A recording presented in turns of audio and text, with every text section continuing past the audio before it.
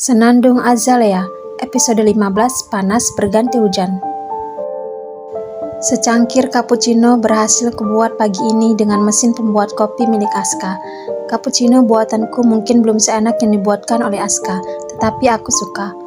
Apakah aku sudah menjadi seorang penikmat kopi seperti Aska? Kurasa tidak juga. Hanya saja aku mengakui bahwa kopi yang diolah langsung dari biji kopi terasa keasliannya dan lebih enak daripada kopi instan. Sinar matahari yang menembus jendela kaca dapur terasa hangat. Cuaca di luar terlihat sangat panas, seperti akan turun hujan sore atau malam nanti.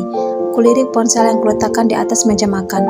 Bu Rianti menelpon, mengajakku menemaninya berbelanja siang ini dan akan segera menjemputku.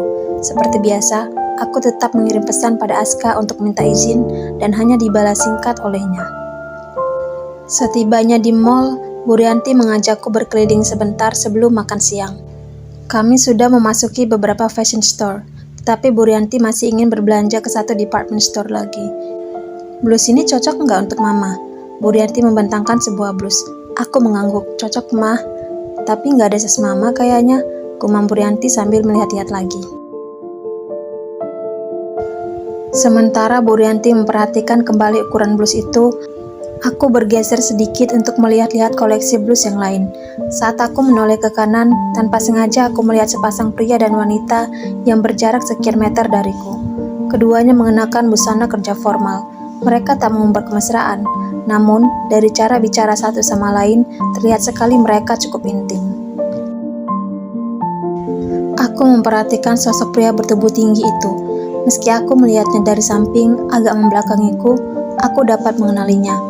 Aku tahu aku benar ketika tanpa sengaja pria itu menoleh ke arahku. Aska, pandangan kami bertemu. Aku mematung, begitupun dia. Lalu, aku mengalihkan pandangan pada wanita di sebelah Aska. Tak terlalu jelas karena ia menghadap ke samping.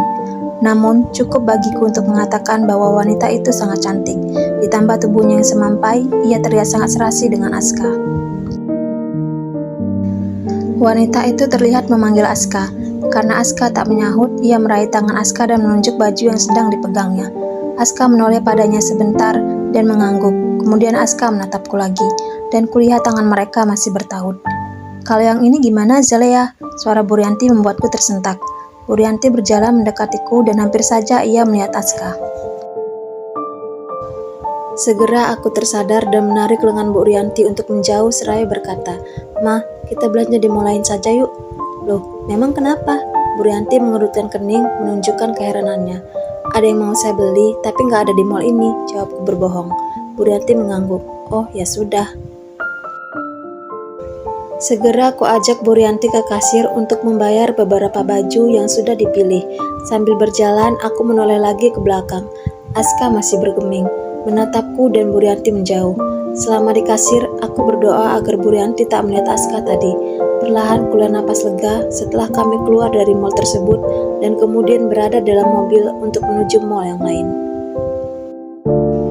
Lantunan musik yang kunyalakan di ruang tengah terdengar hingga ke dapur.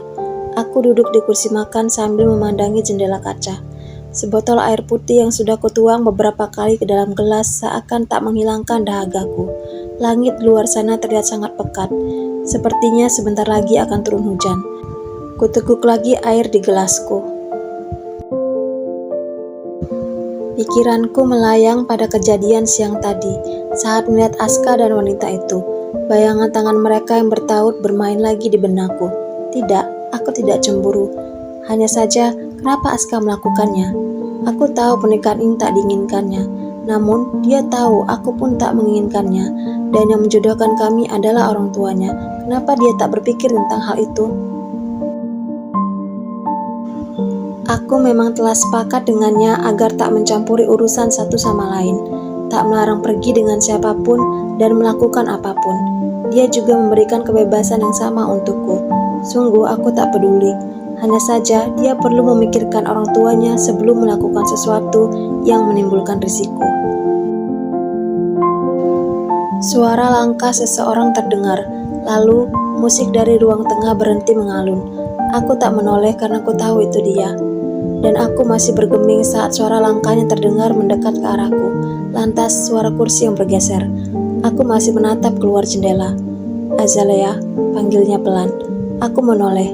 Masih dengan pakaian kerjanya, Aska duduk di kursi makan di hadapanku. Jasnya ia sampirkan di sandaran kursi. "Kenapa kamu melindungi saya?" tanya Aska. Aku tak menjawab. Kutuang kembali air putih dari botol ke gelasku yang sudah kosong sebelum membuang pandangan. "Saya tidak bermaksud berterima kasih, hanya ingin bertanya," kata Aska lagi. Kini aku menatapnya dan tersenyum tipis. "Ya, kamu tidak perlu berterima kasih, karena saya tidak sedang melindungimu. Justru saya sedang melindungi Bu Rianti." Kening Aska berkerut. "Maksud kamu? Is that such a question, Aska? Bisa kamu bayangkan apa yang terjadi kalau Mama sampai melihatmu dengan wanita itu tadi?" Aku memandang lurus ke arahnya. Aska balas menatapku tanpa menjawab. Jeda beberapa saat sebelum aku melanjutkan. "Sewaktu kita menolak perjodohan saat itu saja, Mama jatuh sakit. Apalagi melihatmu, anaknya yang sudah menikah, tetapi bersama wanita lain yang bukan menantunya." Aska masih diam. Tatapannya semakin tajam ke arahku. Aku memandangi gelas berisi air putih di hadapanku. Bu Rianti dan Pak Raditya bagi saya bukan sekadar mertua. Sejak dulu, sebelum menikah denganmu pun, saya sudah menganggap mereka sebagai orang tua kandung saya. Maka saya akan menjaga mereka seperti saya menjaga orang tua saya dulu. Keheningan menguasai kami beberapa saat. Aska menghela napas. Kita sudah sepakat untuk tidak melarang satu sama lain, ingin pergi dengan siapa dan melakukan apapun. Aku tersenyum mendengar ucapan Aska, meminum air putih dan kembali menatapnya. "Kamu pikir saya peduli dengan apa yang kamu lakukan dan dengan siapa? Saya tidak peduli karena pernikahan kita bukan atas dasar cinta. Seperti yang saya bilang tadi, saya hanya memikirkan Mama dan Papa," tegasku. Aska masih menatapku. Aku bisa melihat ekspresi tak suka di wajahnya. "Sebelum kamu melakukan suatu hal, pertimbangkan baik buruknya. Pernikahan ini bukan hanya tentangmu. Tak perlu juga kamu pedulikan saya. Tapi ini tentang perasaan Mama dan Papa, kesehatan mereka, juga nama baik mereka," tandasku. "Jangan menasihati atau mengatur saya, Azalea. Mereka orang tua saya lebih mengerti." Aska berkata pelan, tetapi menekankan setiap kata yang diucapkannya. Perlahan kuletakkan kedua tanganku ke atas meja, kemudian memandang lurus ke arahnya dan berucap, "Kalau memang kamu lebih mengerti, mulai sekarang kamu harus berhati-hati dalam bertindak. Jangan hanya memikirkan dirimu dan keinginanmu saja." "Stop it, Azalea. Saya tahu apa yang saya lakukan." Aska mengucapkannya perlahan, tetapi suaranya sedikit meninggi dan aku bisa merasakan kemarahan di dalamnya. "Good then," sahutku. Aku menghela napas sebelum melanjutkan. "Do everything you want to do with responsibility." Kini Aska memandangiku dengan tatapan yang dingin dan tajam. Kemarahan jelas terlihat di sana. Tatapannya begitu menusuk sehingga membuatku merasa sedikit terintimidasi. Namun, aku tak menunduk. Aku menantang matanya untuk menunjukkan sikapku. Keheningan di antara kami sangat mengganggu. "Alright, Azalea." Desis Aska dengan amarah yang tertahan. Aska lalu bangkit dari duduknya, menggeser kursi sehingga menghasilkan suara derik yang keras. Ia menarik kasar jasnya yang tadi disampirkan pada sandaran kursi. Lantas, tanpa menoleh lagi, ia berjalan meninggalkanku menuju kamarnya. Pandanganku kosong ke arah gelas berisi air putih di depanku.